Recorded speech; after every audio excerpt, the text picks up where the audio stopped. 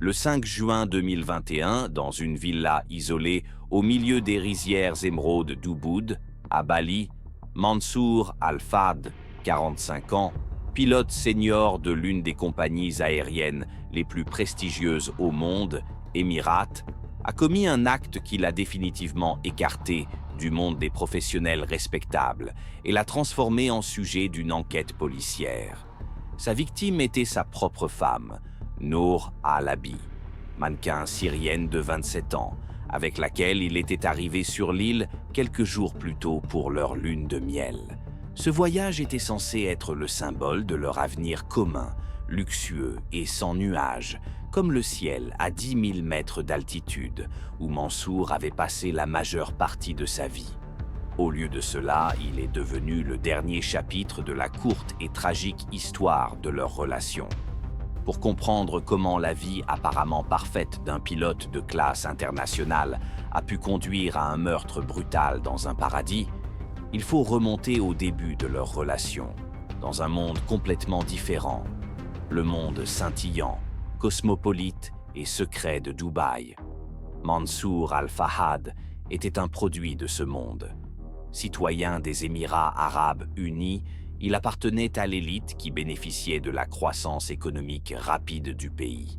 Sa carrière chez Emirates Airlines était exemplaire. Ses collègues membres d'équipage le décrivaient comme extrêmement concentré, méticuleux et exigeant, tant envers lui-même qu'envers ses subordonnés. Dans le cockpit, où la moindre erreur pouvait coûter la vie à des centaines de personnes, sa rigueur et son calcul froid étaient des qualités professionnelles. Il pilotait des avions de ligne géants avec la même précision qu'il organisait sa vie au sol. Son emploi du temps était planifié des mois à l'avance, ses finances étaient en parfait ordre et son cercle social était soigneusement calibré. C'était un homme structuré et contrôlé. En dehors du cockpit, ses qualités se manifestaient par un trait de caractère distinct. Il était renfermé, intolérant à la dissidence et habitué à ce que ses décisions soient définitives. À 45 ans, il avait atteint tout ce qu'un homme dans sa position pouvait désirer. Un revenu élevé, un statut social et le respect. Cependant, il manquait à sa vie un élément qui, selon son cercle conservateur, était essentiel, une famille.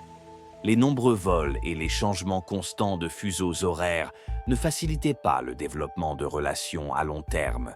Ces rares romances étaient généralement de courte durée et superficielles.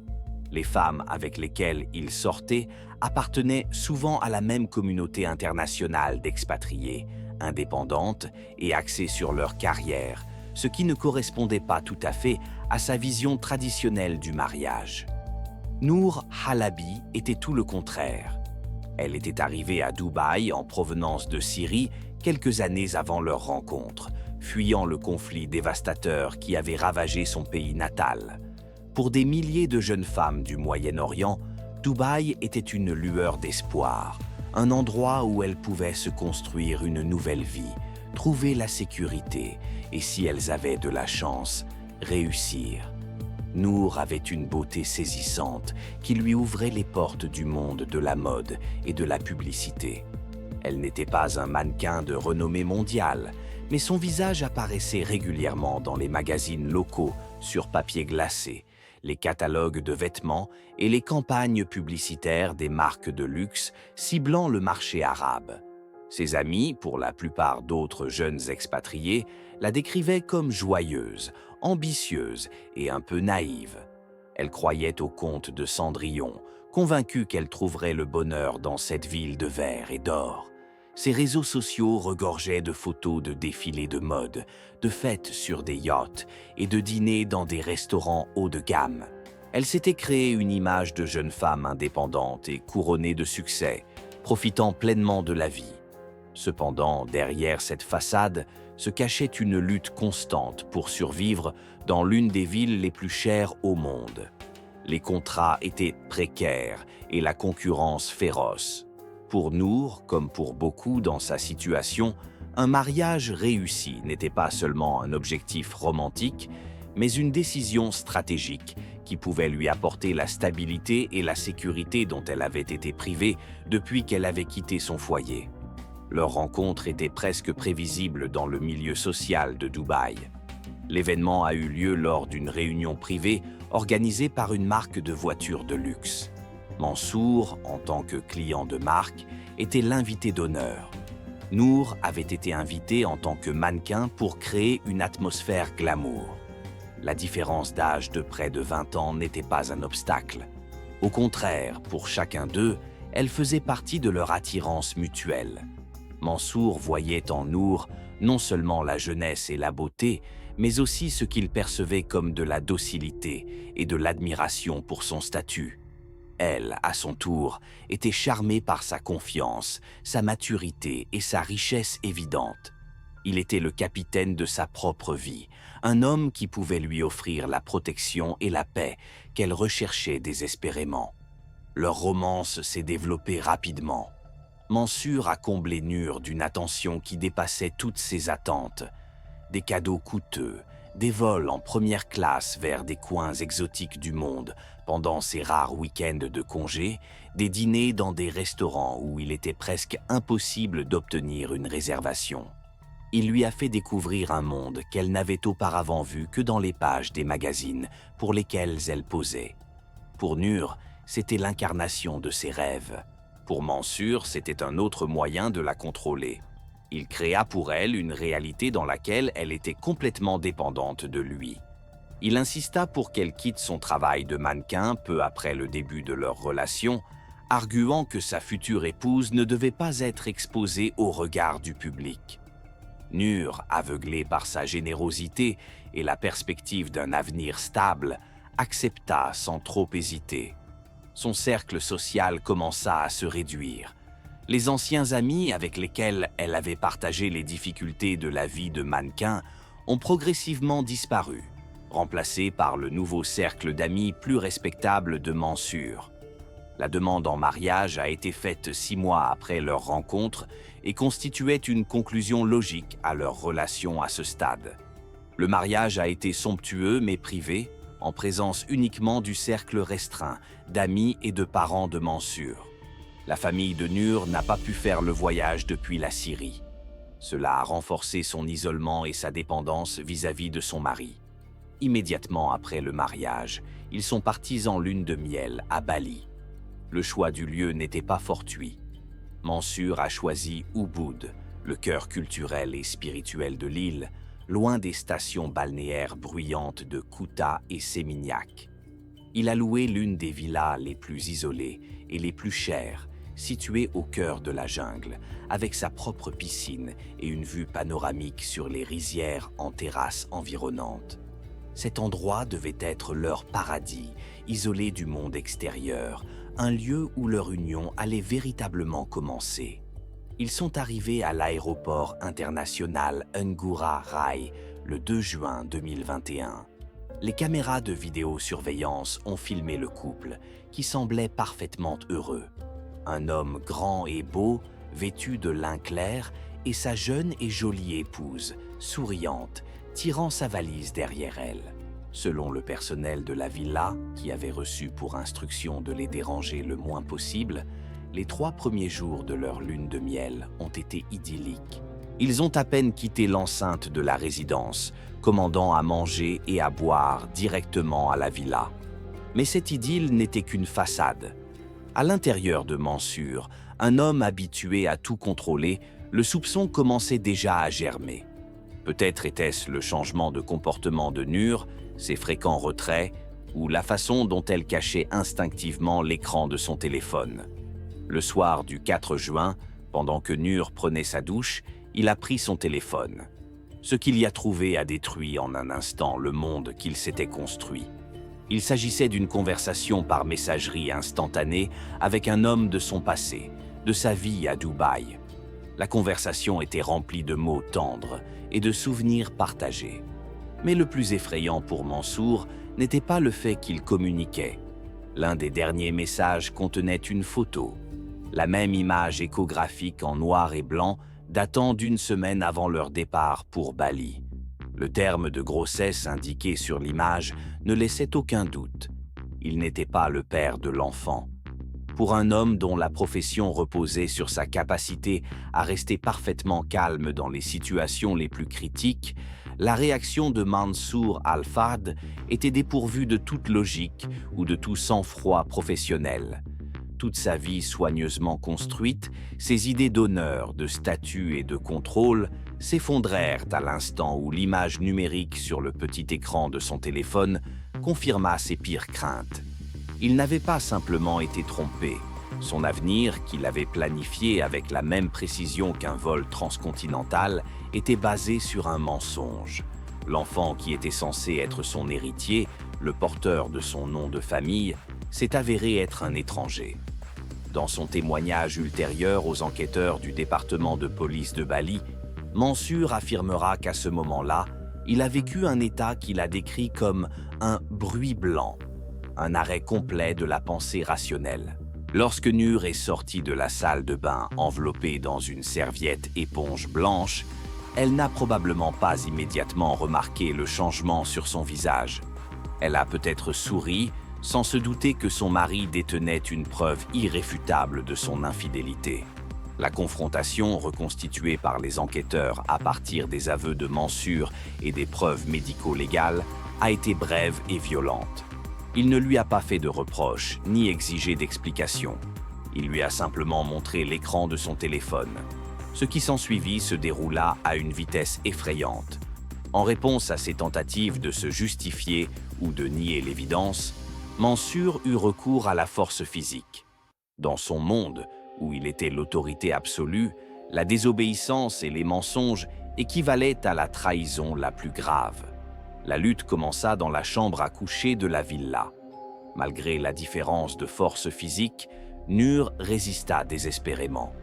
Les experts légistes ont ensuite trouvé des particules de peau de Mansour sous ses ongles et de profondes égratignures sur ses mains et son cou, preuve de légitime défense. Des traces à peine perceptibles de la lutte sont restées sur le sol de la chambre. Une lampe renversée, une couverture jetée par terre. Mais l'issue était courue d'avance.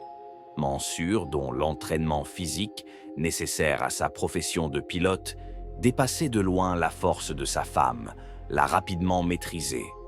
Selon les conclusions du médecin légiste de l'hôpital central Sangla de Denpasar, la cause du décès était une asphyxie mécanique résultant d'un étranglement. La mort n'a pas été instantanée, elle est le résultat d'une pression prolongée sur le cou qui a duré, selon les experts, entre 2 et 4 minutes. À ce moment-là, le pilote, responsable de centaines de vies dans les airs, a pris la seule vie sur Terre qu'il croyait lui appartenir. Après que le corps de Nur se soit affaissé dans ses bras, le silence s'est installé. La première phase de bruit blanc s'est terminée, remplacée par une panique froide et calculée. Mansour était désormais confronté à une nouvelle tâche qui exigeait autant de concentration que d'atterrir dans des conditions météorologiques difficiles. Dissimuler le crime. Son plan initial était primitif et révélateur de son état de choc. Il a décidé de mettre en scène un accident, une noyade dans la piscine. Il transporta le corps de Nur de la chambre à coucher jusqu'aux portes panoramiques menant à la terrasse. Les empreintes de pas mouillées sur le sol et quelques gouttes d'eau sur le seuil s'avérèrent plus tard être des indices essentiels pour l'équipe d'enquête. Il plongea son corps dans l'eau fraîche et éclairée de la piscine. Dans sa logique tordue, l'eau dissimulerait les signes de violence et ferait passer la mort pour un tragique accident, peut-être causé par l'alcool ou la négligence. Il n'avait pas pris en compte un élément.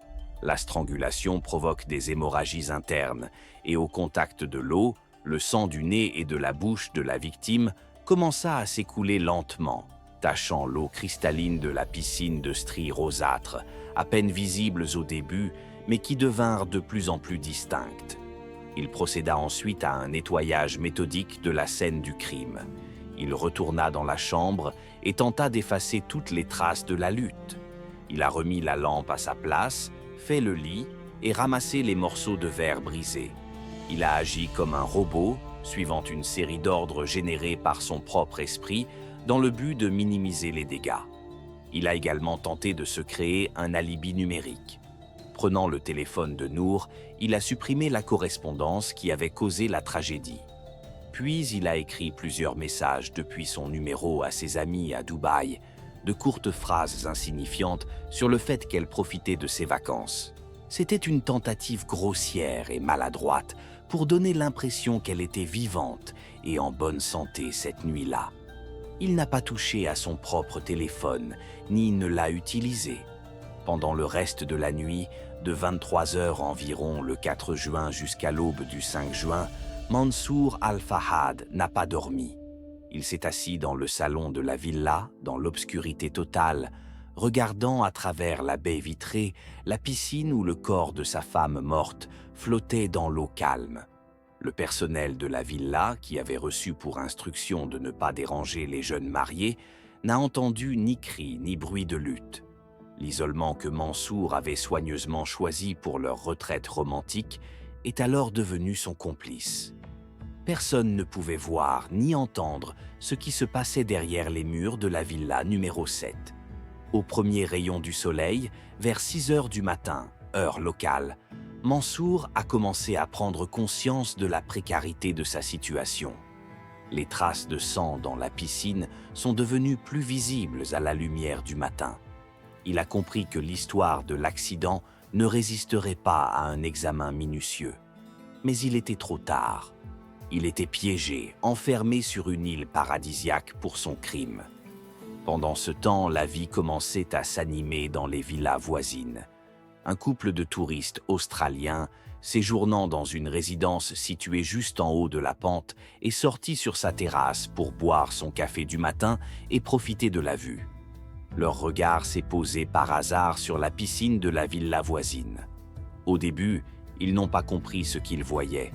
La silhouette sombre dans l'eau aurait pu être confondue avec un matelas gonflable ou une ombre.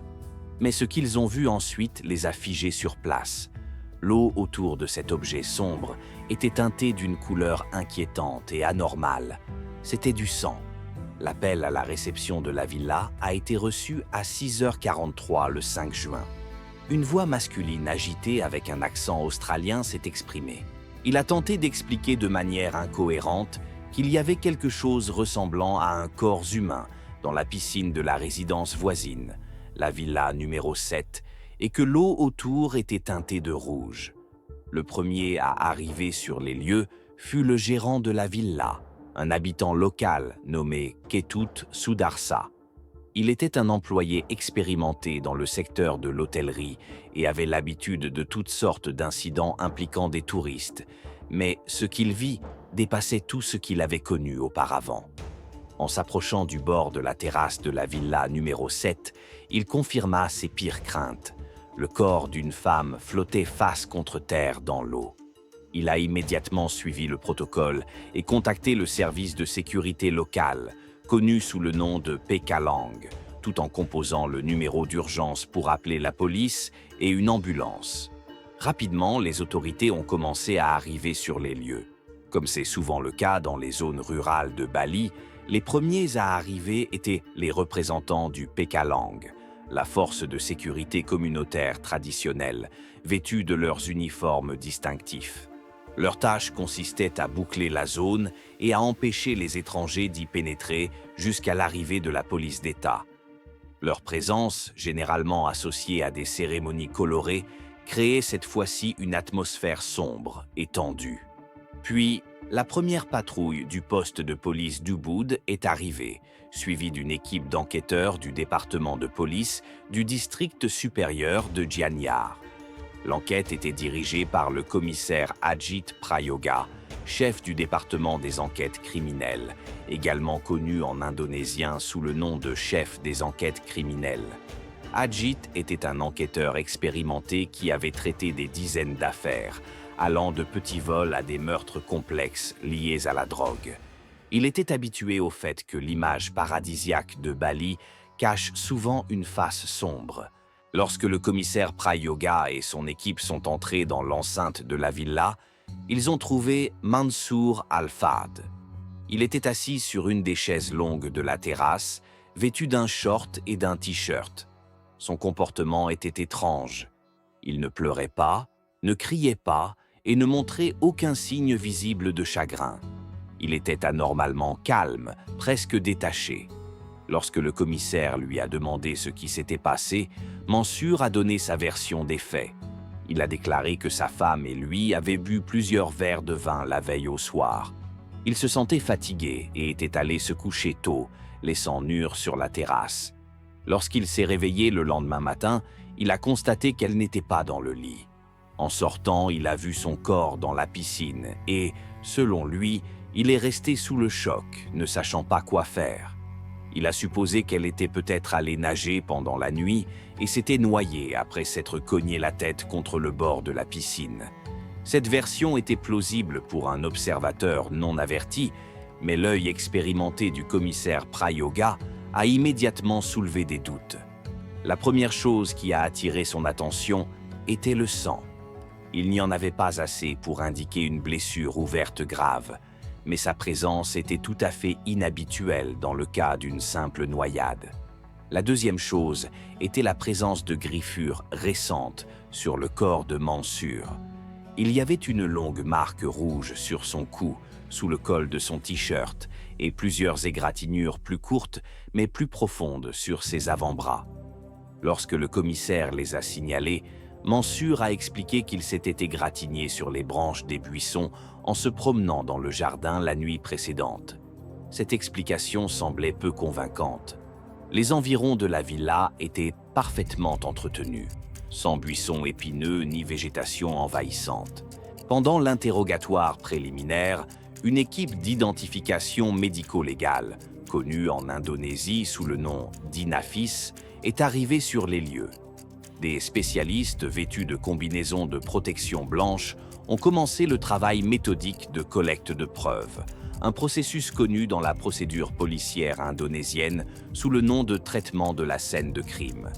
Ils ont tout photographié sous différents angles: la position du corps dans l'eau, les taches de sang, l'état de la terrasse et les pièces de la villa.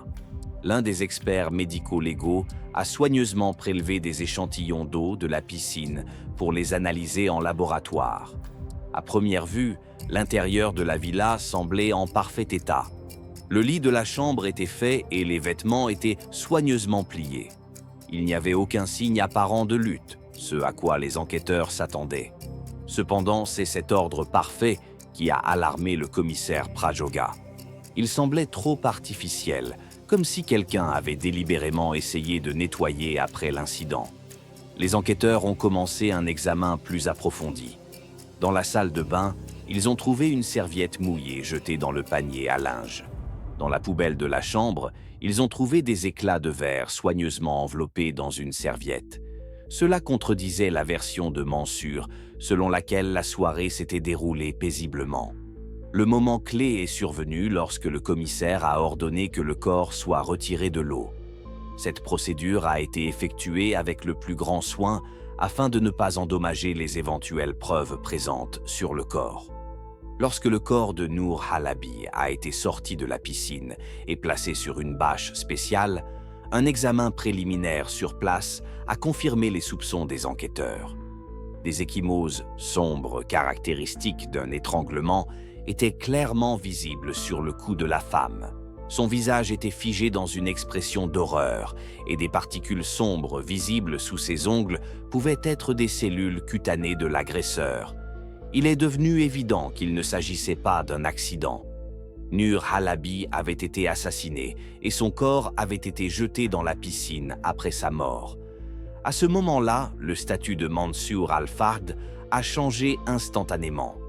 De témoin potentiel et mari en deuil, il est devenu le principal et unique suspect. Le commissaire Prayoga a ordonné à ses subordonnés de le surveiller de près. Officiellement, il n'avait pas encore été arrêté, mais on lui demanda de rester à la villa pour la suite de l'enquête. Son passeport fut confisqué pour vérification. Mansour, réalisant que son histoire s'effondrait, continua à afficher un calme apparent, mais dans ses yeux, comme le nota plus tard la police, il y avait une froide hostilité. Il exigea de contacter l'ambassade des Émirats arabes unis à Jakarta.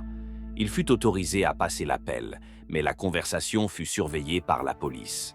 Le pilote, habitué à contrôler la situation à 10 000 mètres d'altitude, avait complètement perdu le contrôle de son destin sur Terre, dans un paradis tropical.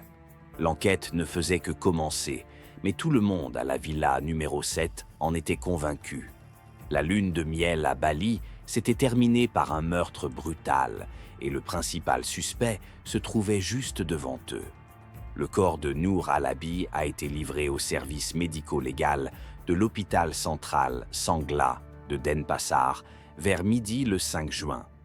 L'autopsie, connue dans la jurisprudence indonésienne sous le nom de visum et repertum, était prévue le jour même.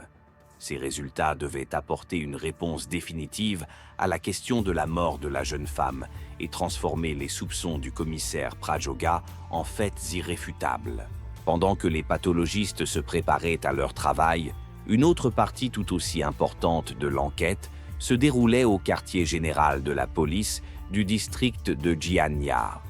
Mansour Al-Fahd a été emmené de la villa au poste de police pour être officiellement interrogé. Le passage d'une résidence luxueuse et isolée à un bâtiment policier bruyant a été pour lui une transition brutale vers une nouvelle réalité. Ici, il n'y avait pas de personnel serviable ni de vue panoramique, seulement des murs délabrés, l'odeur de cigarettes bon marché et les regards insistants des policiers qui ne montraient aucun respect pour son statut. Il fut placé dans une petite salle d'interrogatoire, équipée uniquement d'une table en métal et de quelques chaises. Quelques heures plus tard, après que le consulat eut été informé, un avocat est arrivé au poste de police. C'était l'un des meilleurs avocats de Jakarta, spécialisé dans les affaires impliquant des ressortissants étrangers, engagé sur recommandation de l'ambassade et rémunéré par la famille Al-Fahd des Émirats arabes unis. Son arrivée a changé la dynamique de l'interrogatoire. L'avocat a immédiatement exigé que tous les interrogatoires soient suspendus jusqu'à ce qu'il ait eu une conversation confidentielle avec son client.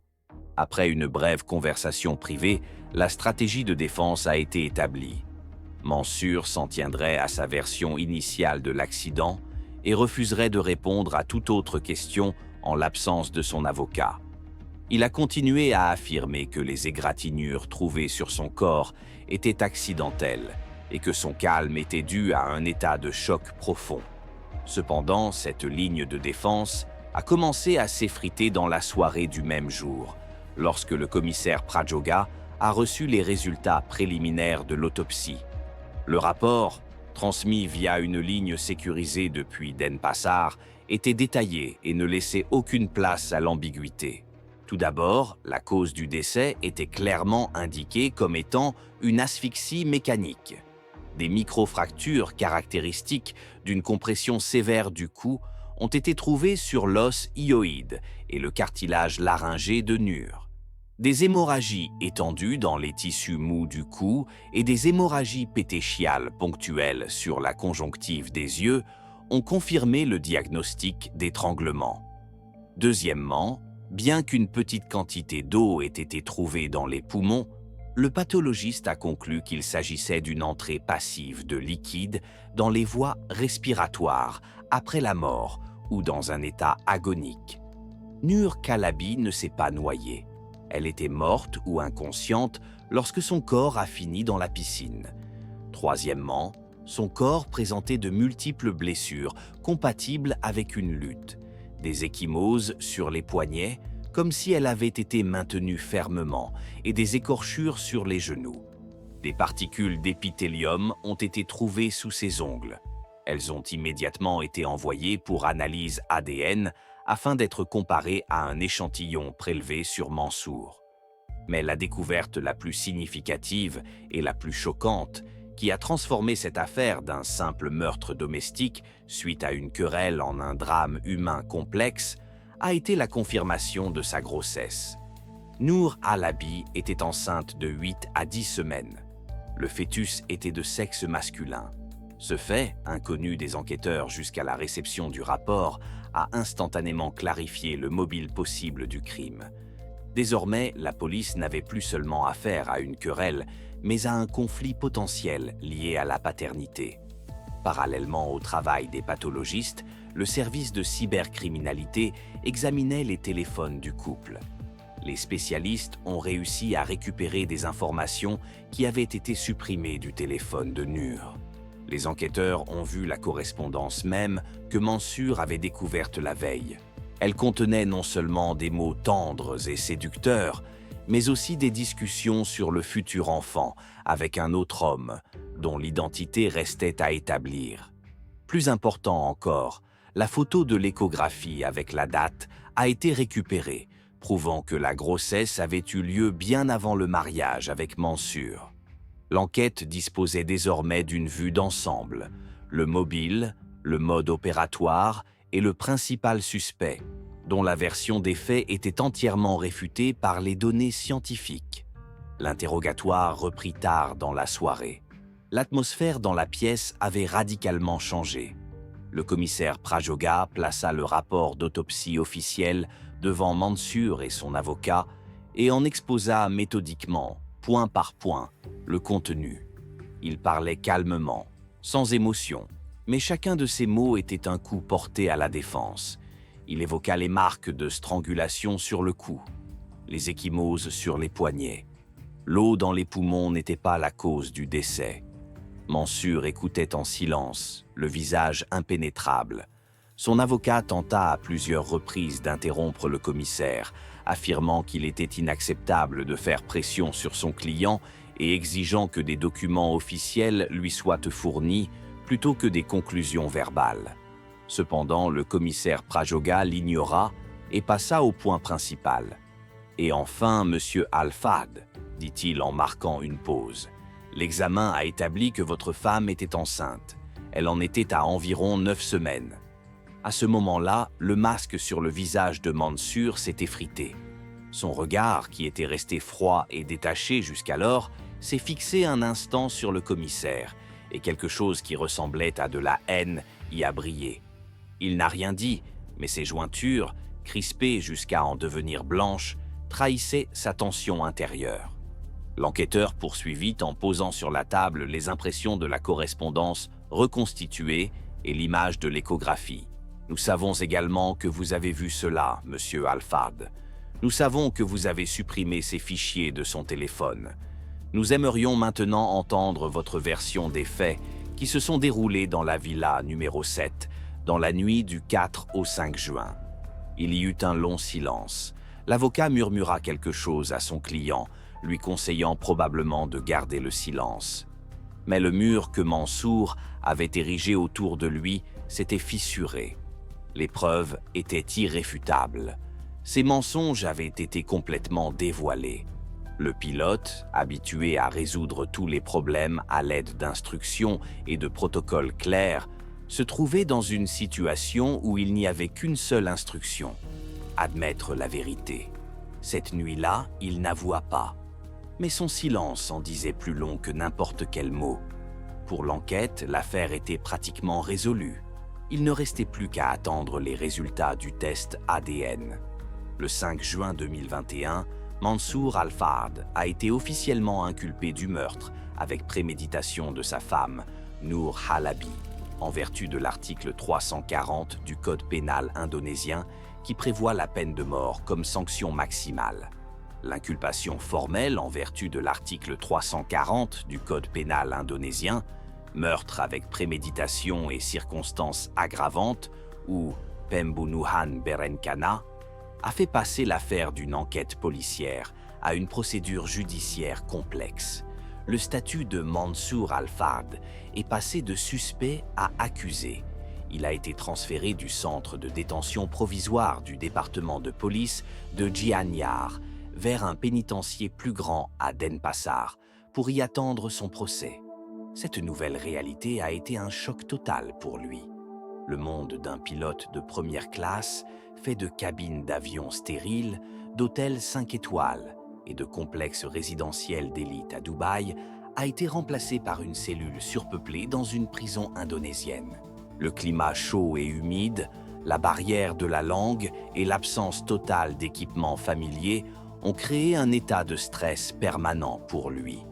Habitué au respect et à l'obéissance, il n'était plus qu'un prisonnier parmi tant d'autres, totalement dépendant de l'administration pénitentiaire et de la routine établie.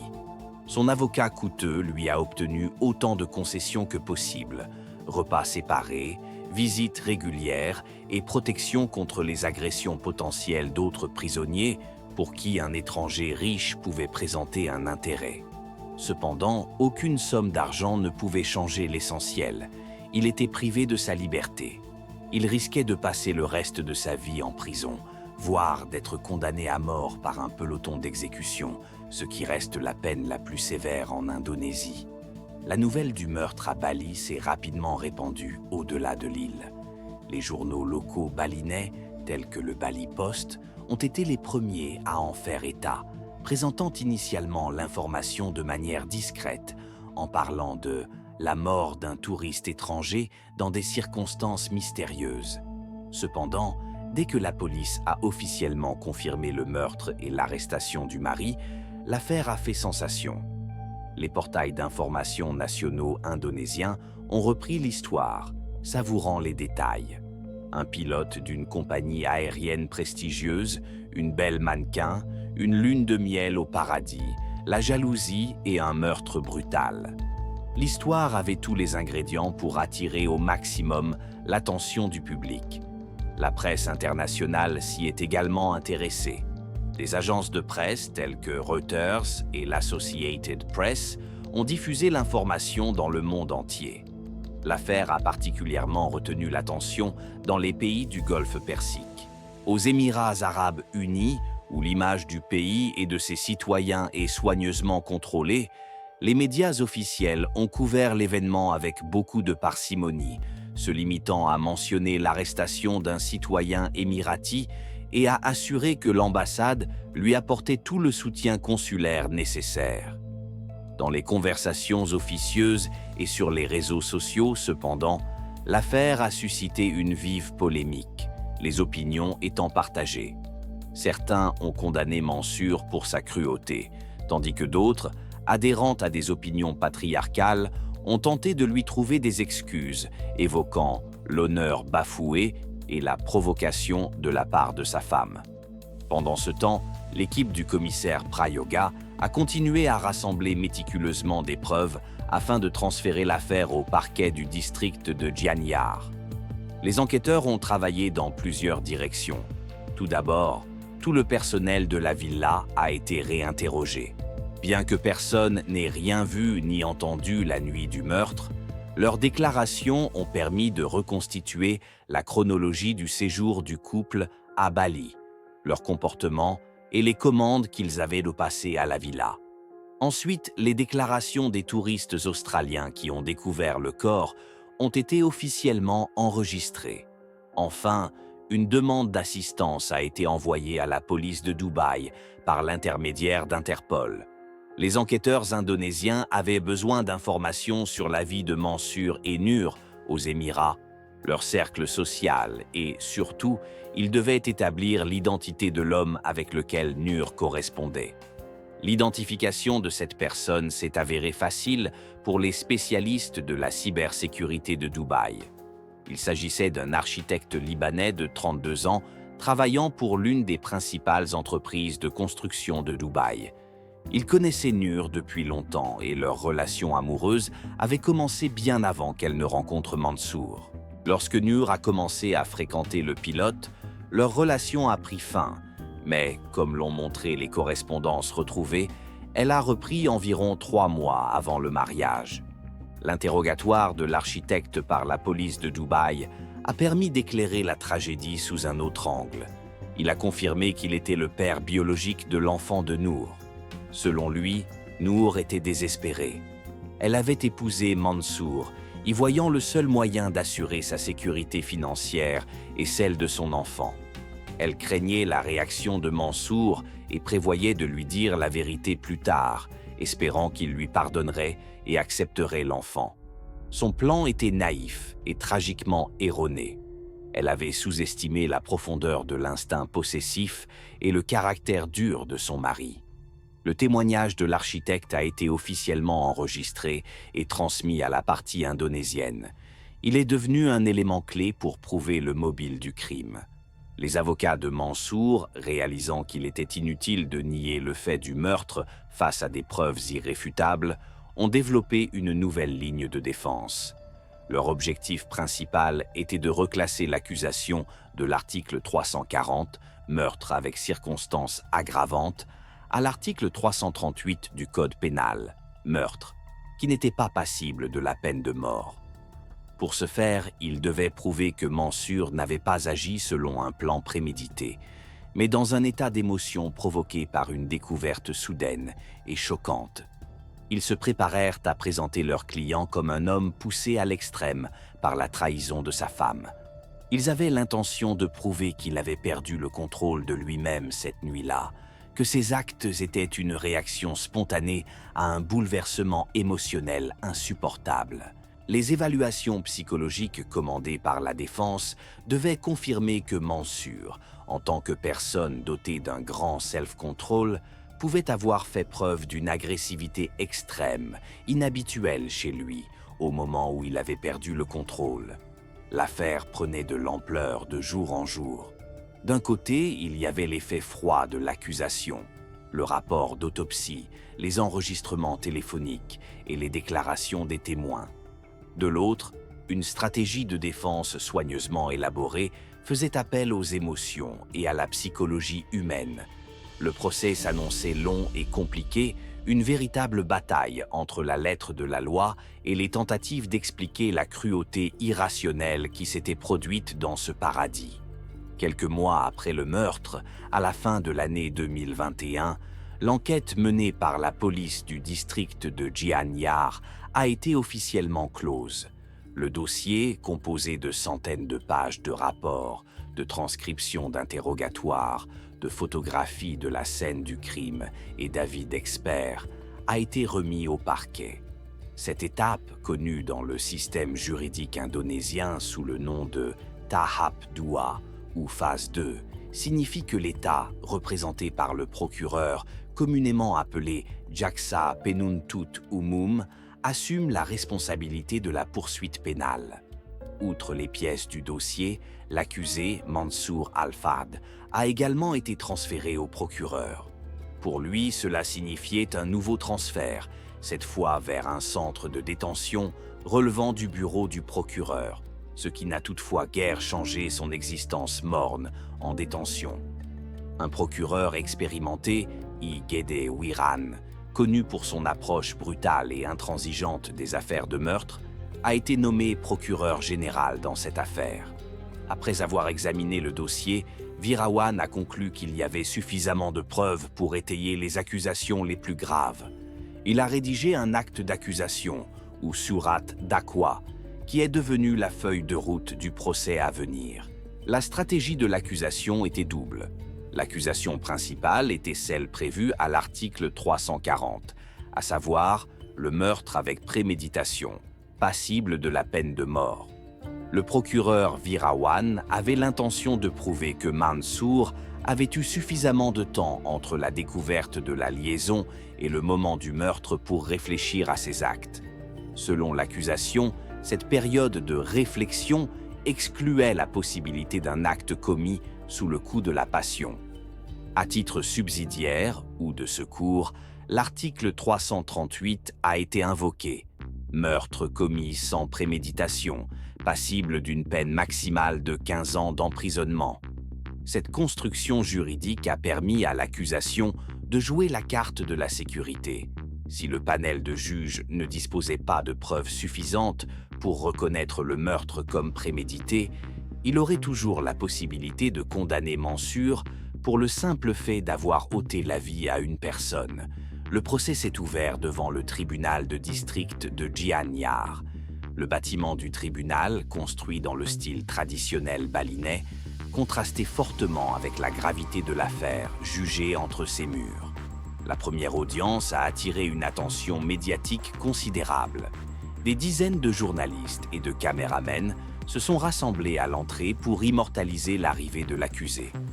Mansour Al-Fard, vêtu de la tenue standard des accusés indonésiens, une chemise blanche et un pantalon noir, semblait amaigri et hagard.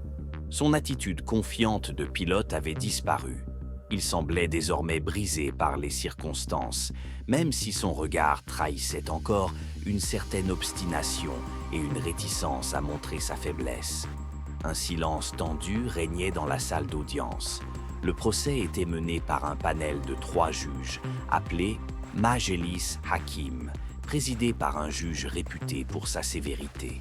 Contrairement au système accusatoire adopté dans de nombreux pays occidentaux, les tribunaux indonésiens suivent un modèle inquisitoire, dans lequel les juges jouent un rôle actif dans l'examen des preuves et l'interrogatoire des témoins afin d'établir la vérité de manière indépendante. L'audience a commencé par la lecture de l'acte d'accusation par le procureur Wirawan. D'une voix monotone mais claire, il a retracé toute la chronologie de la tragédie. Il a commencé par l'arrivée du couple à Bali, a décrit leurs courtes vacances, puis a poursuivi avec les événements de la nuit fatidique. Dans son discours, il a mis l'accent sur l'intervalle de temps. L'accusé a découvert les informations sur le téléphone de sa femme vers 20 heures, a lu le procureur. Selon les preuves médico-légales, le meurtre lui-même a été commis entre 22 et 23 heures. L'accusé disposait d'au moins 2 heures. C'est plus que suffisant pour qu'une personne en état de rage se calme et réalise les conséquences de ses actes. Cependant, l'accusé ne s'est pas calmé. Il a pris une décision, la décision de tuer. Le procureur a ensuite énuméré les actions de Mansour après le meurtre qui, selon lui, prouvait de manière irréfutable l'existence d'une intention. Il n'a pas appelé à l'aide, il n'a pas paniqué. Au contraire, il a agi calmement et délibérément. Il a jeté le corps dans la piscine pour simuler un accident. Il a essayé d'effacer les traces de lutte dans la chambre. Il a envoyé des messages depuis le téléphone de la victime pour donner l'impression qu'elle était encore en vie. Ce ne sont pas là les actions d'une personne en état de passion. Ce sont les actions d'un tueur calculateur qui tente d'échapper à la justice. Une fois le procureur ayant terminé, la parole a été donnée à la défense. L'avocat de Mansour a prononcé un discours en réponse, présentant une soi-disant exception, c'est-à-dire une objection à l'acte d'accusation. Il n'a pas contesté le fait que son client avait causé la mort de Nur Halabi. Cependant, il a catégoriquement rejeté l'accusation de préméditation. « Votre honneur, nous n'avons pas affaire à un monstre de sang-froid, comme l'honorable procureur tente de le dépeindre », a déclaré l'avocat en s'adressant au panel de juges. « Nous avons affaire à un homme dont le monde s'est effondré en un instant. Imaginez son état d'esprit. Il a emmené sa jeune épouse en lune de miel, croyant en un avenir heureux ensemble. Et ici, dans ce paradis, il apprend une monstrueuse trahison. Il apprend que sa femme lui est non seulement infidèle, mais qu'elle est également enceinte d'un autre homme. Les 2 heures évoquées par l'accusation n'ont pas été une période de réflexion.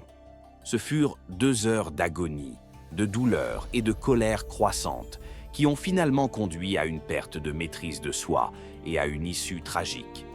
La défense a fait valoir que l'accusation de meurtre avec préméditation était sans fondement et a demandé au tribunal de la rejeter ou de la reclasser en tant qu'infraction moins grave.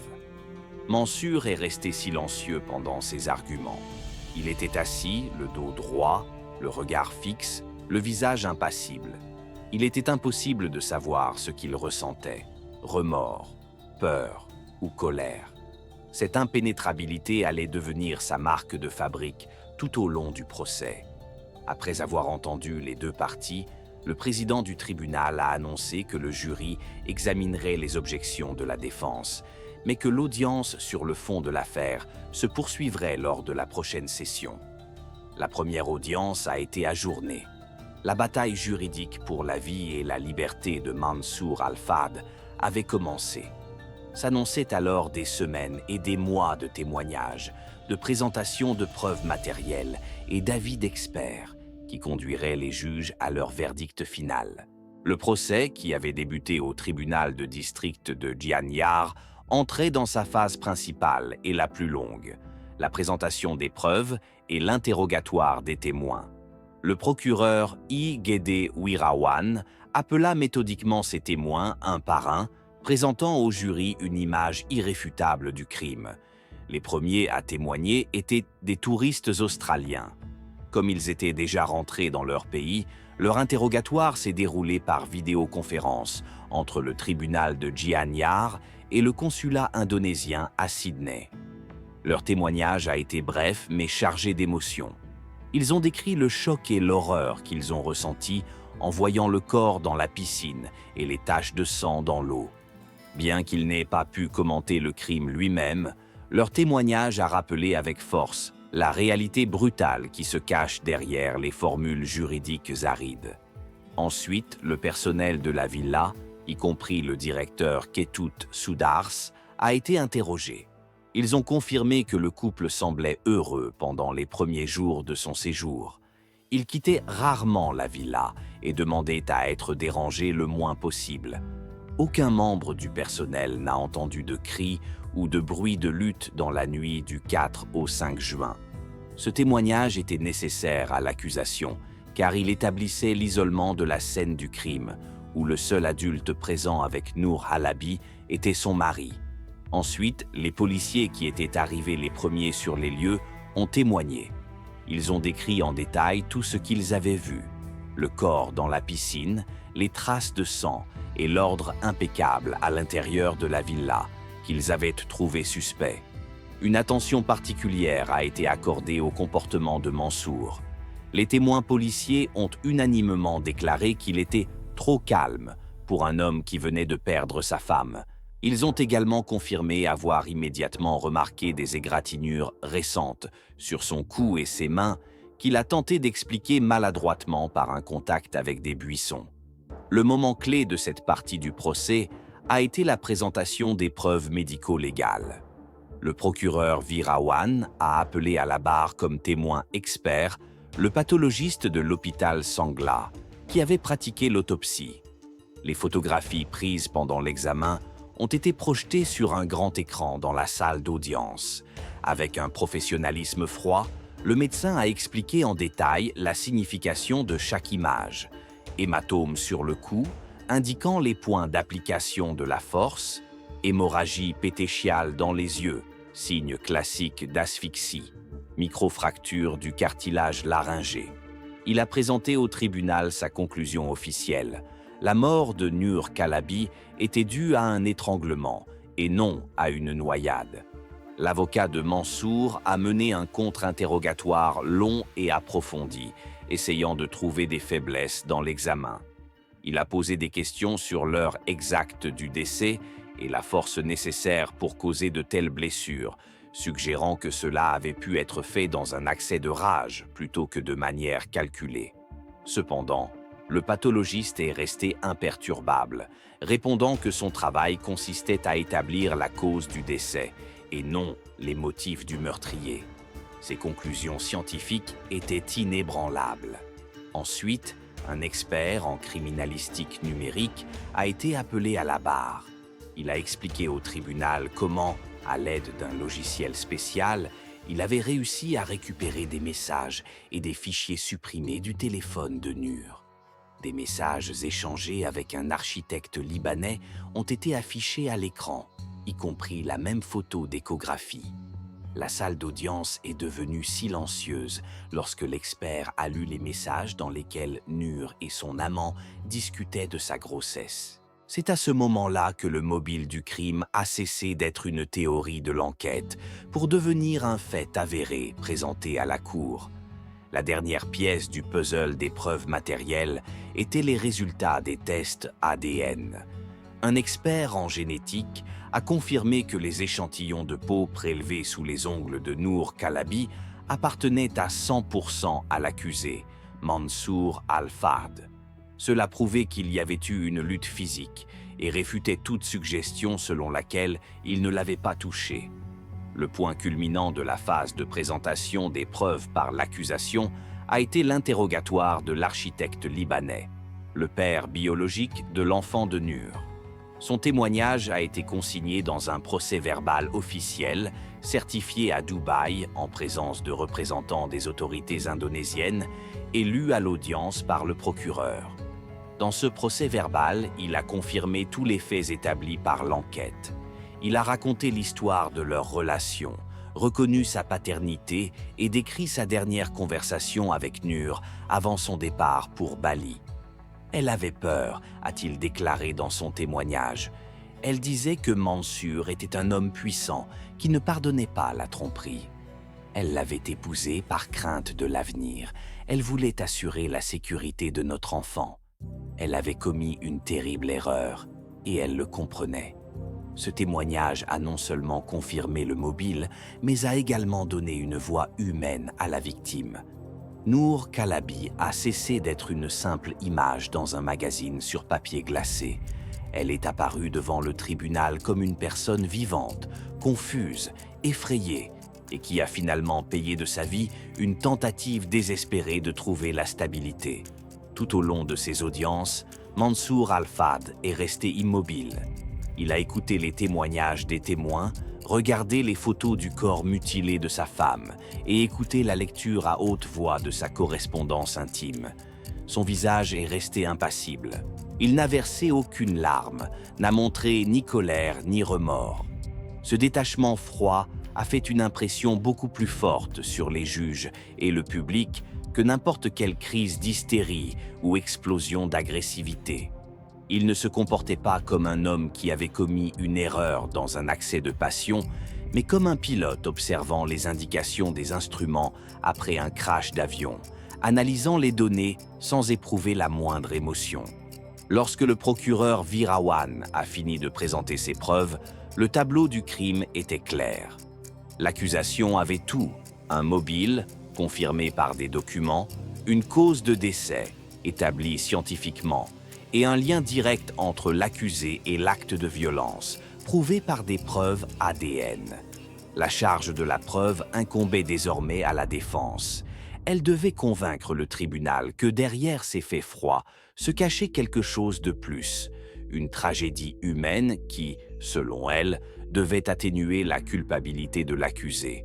Une fois la présentation des arguments de l'accusation terminée, ce fut au tour de la défense de présenter ses arguments. Sa stratégie était risquée et ne reposait pas sur la contestation des faits, mais sur leur interprétation. Les avocats de Mansour cherchaient à détourner l'attention de l'analyse juridique froide du crime pour la porter sur l'état psychologique de leur client au moment des faits. Ils commencèrent par appeler des témoins de la défense qui témoignèrent par liaison vidéo depuis Dubaï. Il s'agissait de collègues de Mansour chez Emirates Airlines. Ce copilote avait volé avec lui, dans le même équipage que le chef de cabine. Tous deux l'ont décrit comme un professionnel de premier ordre, un homme au sang-froid à toute épreuve, méticuleux, respectant toujours les règles et les protocoles. Ils ont brossé le portrait d'une personne pour qui le contrôle de la situation et de soi-même était la base même de son existence. Le but de ce témoignage était de démontrer à la cour que les violences n'étaient absolument pas caractéristiques de Mansour et ne pouvaient être que le résultat d'une crise mentale extraordinaire. La défense a ensuite présenté à la cour l'avis d'un psychologue privé qui avait mené plusieurs séances avec Mansour dans le centre de détention. L'expert a affirmé que le prévenu présentait des traits de personnalité narcissique, pour lesquels il était essentiel de maintenir une image et une estime de soi irréprochables. Selon le psychologue, la découverte soudaine d'une double trahison, infidélité et tromperie concernant la paternité, lui avait causé ce que l'on appelle en psychologie un traumatisme narcissique. Cette découverte, selon le rapport, lui avait provoqué une réaction émotionnelle aiguë, un brouillage temporaire de la conscience dans lequel il n'était pas conscient de ses actes. Enfin, le moment le plus attendu du procès est arrivé.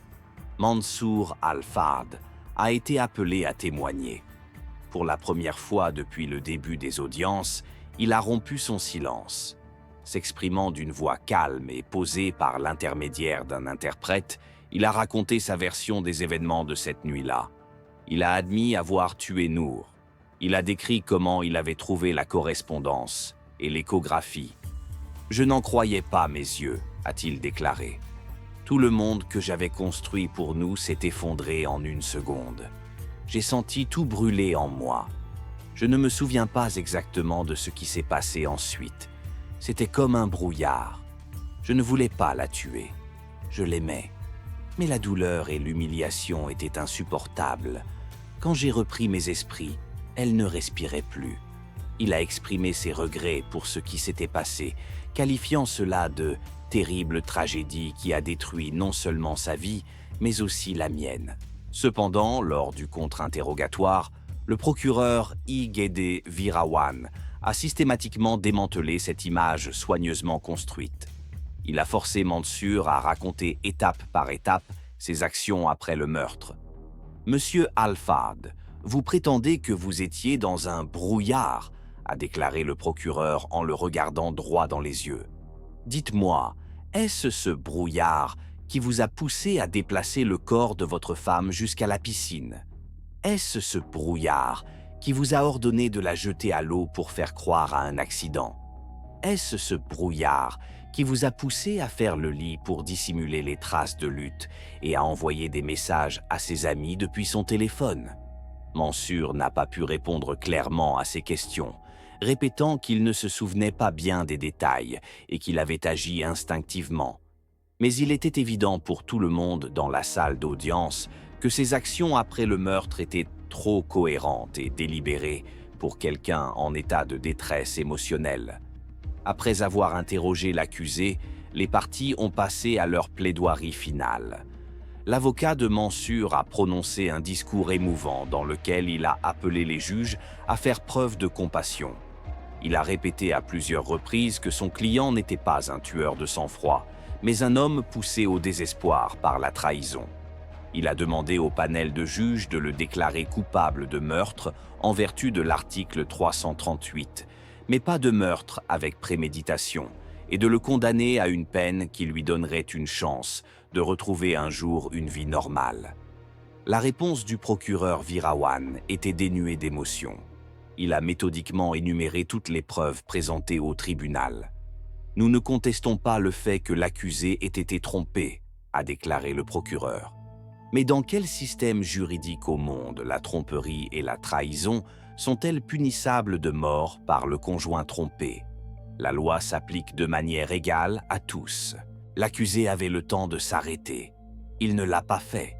De plus, il a tenté de dissimuler son crime. Il a pris la vie non seulement d'une jeune femme, mais aussi de son enfant à naître. L'accusation demande justice. Nous demandons à la Cour de déclarer Mansour Al-Fad coupable de meurtre avec préméditation et de lui infliger une peine sévère à la mesure de la gravité de ses actes. Après les plaidoiries finales, la Cour s'est retirée pour délibérer. L'attente a duré plusieurs heures. Le jour du verdict, qui a eu lieu début 2022, la salle d'audience était une fois de plus comble.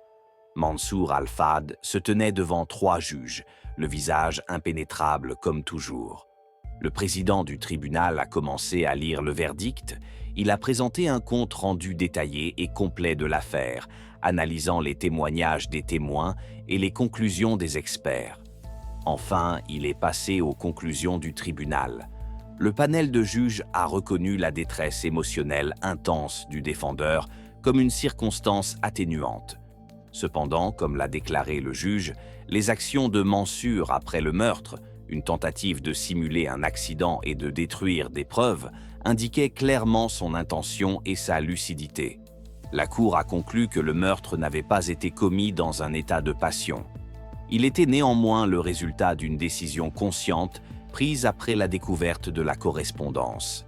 Sur la base de ce qui précède, a déclaré le juge, et la salle d'audience est devenue complètement silencieuse, la Cour déclare Mansour Al-Fad coupable du crime prévu à l'article 340 du code pénal indonésien et le condamne à 20 ans d'emprisonnement. Mansour a écouté le verdict sans broncher. Son avocat a immédiatement annoncé son intention de faire appel. Mais l'histoire s'est arrêtée là. Le pilote a été conduit hors de la salle d'audience, menottes au poignet, pour purger sa longue peine dans l'une des prisons les plus tristement célèbres d'Indonésie, Grobogan. L'île paradisiaque de Bali, qui était devenue un lieu de tragédie pour lui et sa femme, s'était désormais transformée en prison pour lui. Cette histoire, qui a commencé dans la ville scintillante de Dubaï et s'est terminée dans une piscine tranquille à Ubud, nous rappelle une fois de plus que les passions humaines les plus sombres peuvent se manifester dans les plus beaux décors et qu'il suffit parfois d'un seul faux pas, dicté par la colère et l'orgueil blessé. Afin de démontrer les performances du modèle PV Anfis, un test a été réalisé en le comparant au modèle de panneau PV réel 3SBA 340A dans des conditions d'essai standard, STC, et avec différentes valeurs d'albédo, conformément aux conditions spécifiées dans la norme CEI 16904-1-2.